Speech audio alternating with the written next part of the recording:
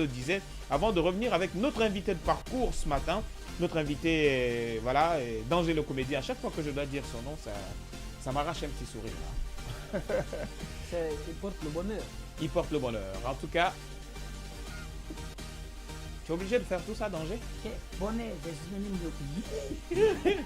Alors, on s'intéresse à notre second sujet. Notre second sujet auquel on va parler ce matin, c'est sur la cybercriminalité, la cybersécurité d'ailleurs. On a vu ces derniers temps des contenus obscènes qui circulaient sur les réseaux sociaux, des contenus obscènes qui étaient partagés inbox. Et aujourd'hui, on a vu ces différents parquets qui lèvent le ton et pour une fois sortent de leur silence et appellent au respect de la loi, Simon. Justement, ces derniers temps, la toile a été assez secouée, il faut le dire. Et ce que je dis, c'est que inbox, parce que si le parquet est venu jusqu'à en faire un communiqué, c'est parce qu'effectivement sur le méta par exemple, vous avez des gens qui vous font des captures, des visages qui sont exposés avec le ventre et puis ils mettent des captures sous les posts. Je pense que là c'était allé assez loin.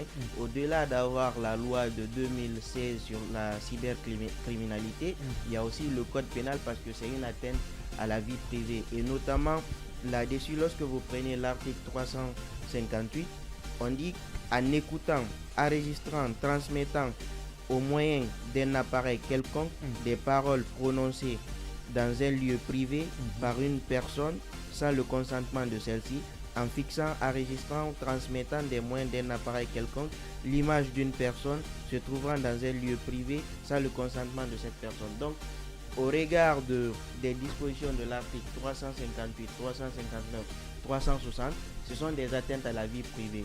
Et également, le parquet de l'autre côté a aussi rappelé la loi sur la cybercriminalité, notamment l'article 31 et l'article 32, qui prévoient également des peines. Aujourd'hui, ce n'est plus un secret pour quelqu'un.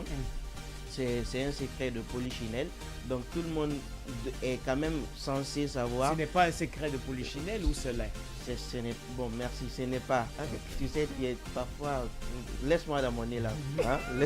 Laisse-moi dans mon fracassement. Hein?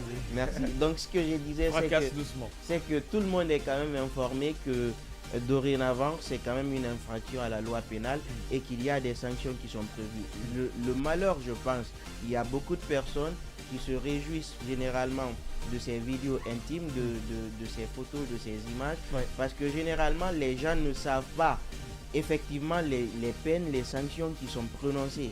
Lorsque on vous dit que vous pouvez encourir une peine allant de 6 mois à 5 ans d'emprisonnement et une amende de 20 millions à 300 millions. À 300 millions. Voilà. Et que cela peut être même aggravé selon les circonstances.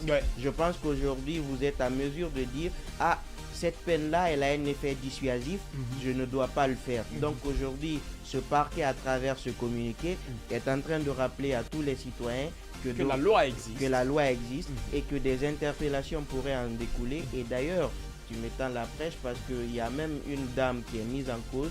Une certaine Aminata Conté. Voilà, donc il y a déjà une injonction de un mandat de dépôt, je crois. Un mandat de dépôt qui a été décerné contre elle. Un mandat d'arrêt, hein? Un mandat d'arrêt forcé en plus. Parce qu'il y a le mot forcé qui est écrit devant. Oui, c'est-à-dire on peut recourir à la force publique pour l'amener si elle ne veut pas venir. Donc c'est un peu ça. Je pense qu'on doit interpeller tous nos compatriotes aujourd'hui, à savoir que tout ce qui est donné personnel, à caractère personnel, ça doit rester personnel et privé. Ça ne doit pas se retrouver sur la place publique.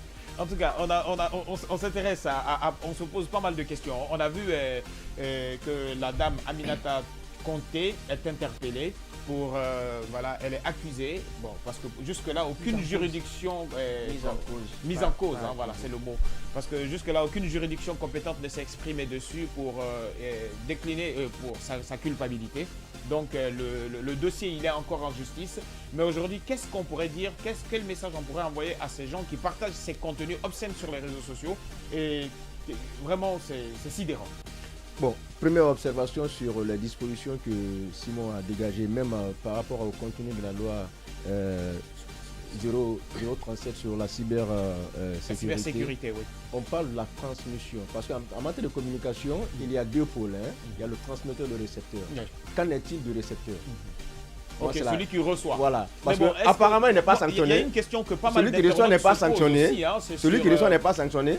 mais- Si les deux ouais. pôles étaient sanctionnés, je pense que ça aurait été vraiment. La loi aurait eu un effet vraiment dissuasif là-dessus. Donc il faudrait que le législateur pense à ce stade. Maintenant, pour revenir à votre question, c'est quand même c'est désolant, c'est inacceptable. Mais après. On ne va pas trop s'attarder dessus. Oui, Hein, oui. voilà, donc on va parler Oui, très mais rapidement.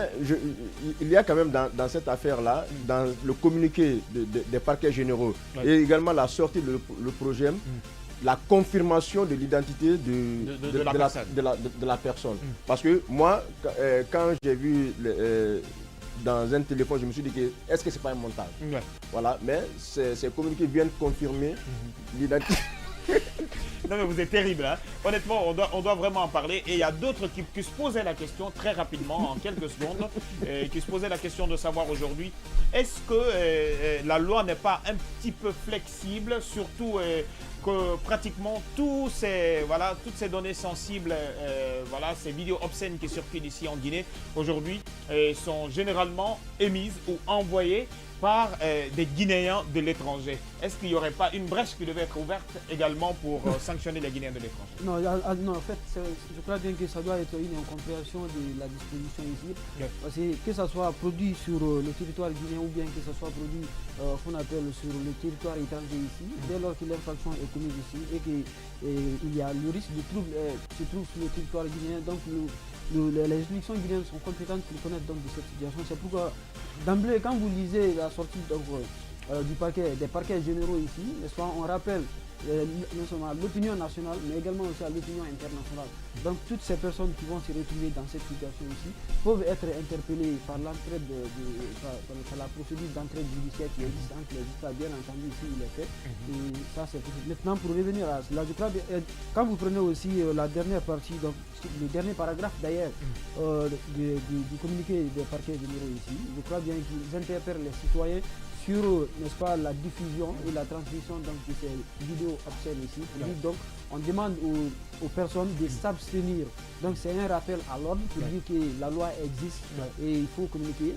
Ça fait déjà 6, 5, depuis 2016, cette loi existe. Cette loi existe mais depuis malheureusement, 2016, il n'y a pas eu de vulgarisation autour de la loi, ce qui fait que les gens se sont permis donc, de procéder à... Donc la loi s'applique également aux Guinéens de l'étranger. Bien entendu. Voilà, donc c'est un message pour ceux-ci aussi qui généralement amènent toutes ces images-là, qui partagent, et ce sont des grands partageurs ici en Afrique, c'est eux qui influencent beaucoup de choses.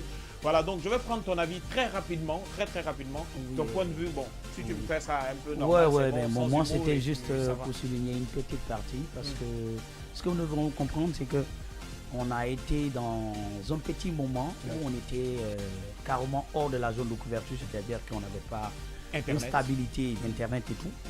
Nous devons comprendre aussi que, n'est-ce pas, dès lors que tous nos données se trouvent dans un autre serveur ailleurs, peut avoir des répercussions sur beaucoup de choses. Mais aujourd'hui, on est en train de parler de les VPN, ça rentre carrément dans ta vie privée. Les gens, ils ne savent pas ça. Il faut au moins essayer de voir un peu ce côté-là. Ça, c'est pas notre faute. Hein. Parce que nous sommes là, on regarde. Quand ils ont activé les choses, on a vu beaucoup d'autres choses. Non, il faut qu'on se dise les vérités. Robert, c'est super intéressant ce que dit. Parce que moi, quand j'ai vu le sujet, je me suis posé une petite question. Autant le parquet s'est activé, il se serait activé lorsque certains droits avaient été violés par les autorités en place. Donc vraiment, c'est une autre analyse que j'ai fait de la situation. On pourra même revenir. C'est pas grave, là-dessus. on va revenir dessus les prochains jours, on aura temps. tout le temps d'en parler et voilà, pour aujourd'hui, ce sera toi qui va plutôt faire la rubrique anniversaire. Hein. Tu vas appeler des personnes et les souhaiter joyeux anniversaire à la fin de l'heure. Mais on s'intéresse tout naturellement